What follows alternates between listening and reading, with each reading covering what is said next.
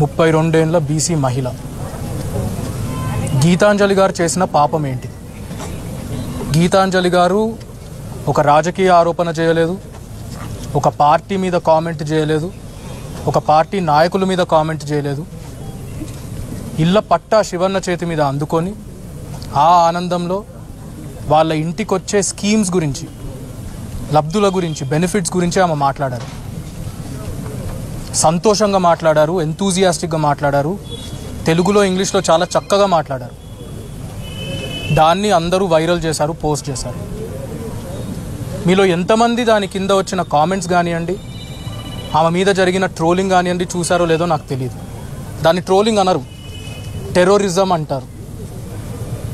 నేను ఈ ప్లాట్ఫామ్ వాడుకొని మీకు అందరికీ ఒక విజ్ఞప్తి చేయాలనుకుంటున్నాను, ఒకటి చెప్పాలనుకుంటున్నారు. మీరు గమనించండి, ఇక్కడ ఉండే మా పార్టీ సీనియర్ మహిళా లీడర్లు ఉన్నారు, సోషల్ మీడియాలో యాక్టివ్గా ఉండే వాళ్ళు ఉన్నారు, విలేకరులు ఉన్నారు, women leaders, women journalists, women cadre members, వీళ్ళందరూ కూడా టీడీపీ ఇంకా జనసేన చేసే రాక్షసత్వానికి, సోషల్ మీడియా టెర్రరిజంకి వీళ్ళందరూ కూడా విక్టిమ్స్.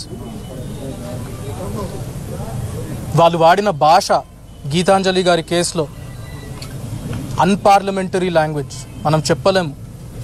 మళ్ళీ పిరికోళ్ళు, 100 అకౌంట్లు, 100 కామెంట్లు ఉంటాయి, అన్నీ కూడా ఫేక్ పేర్లు, ఏవో 2-3 నిజం పేర్ల మీద ఉంటాయి. అమెరికాల నుంచి చేస్తారు, యూకేల నుంచి చేస్తారు, విపిఎన్లని వాడుకుంటారు, ట్రేసబిలిటీ ఉండదు. అన్నిటికంటే దురదృష్టకరం ఏంటిదంటే, ఈరోజు గీతాంజలి గారు చనిపోయిన తర్వాత అందరం అనుకున్నది ఏంటిది? ఇది రాజకీయం కాదు, రాజకీయం చేసే టైం కాదు, సోషల్ మీడియాలో ట్రోలింగ్ అనేటిది జరగకూడదు, సోషల్ మీడియాలో ఇలాంటి టెర్రరిజం జరగకూడదు అని ప్రతి పార్టీ ఒక స్టాండ్ తీసుకోవాల్సిన నేపథ్యంలో మీరు టీడీపీ వాళ్ళ ఆఫీషియల్ హ్యాండిల్స్ ఈరోజు చూడండి, వాళ్ళ స్పోక్స్ పర్సన్స్ ఏం మాట్లాడుతున్నారో చూడండి. ఎక్కడ కూడా మేము బాధపడుతున్నాము, గీతాంజలి గారు అని ఒక మహిళ చనిపోయినందుకు మేము బాధపడుతున్నామని ఒక్కరూ చెప్పడం లేదు. ఇది కూడా వైఎస్ఆర్సీపీ చేసే రాజకీయం అంట. అసలు గీతాంజలి అన్న మహిళ చనిపోలేదంట, యాక్టింగ్ చేస్తున్నారంట. యాక్సిడెంట్ కేసుని మనం సూసైడ్ అని చెప్తున్నామంట.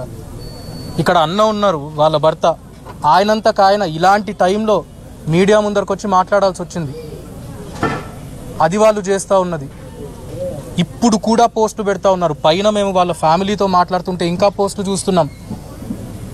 ఆ అమ్మను, గీతాంజలి అమ్మను మేము సోషల్ మీడియా ఆఫీస్కి ప్రతిరోజు పిలుస్తున్నామంట, ఆమెకు ట్రైనింగ్ ఇస్తున్నామంట. ఇలాంటి అలవాట్లు టీడీపీ వాళ్ళకు, లోకేష్కి, చంద్రబాబు నాయుడుకు, పవన్ కళ్యాణ్కు ఉంటాయేమో కానీ వైఎస్ఆర్సీపీ వాళ్ళకు అస్సలు ఉండవు. నేను అది గర్వంగా చెప్తున్నాను.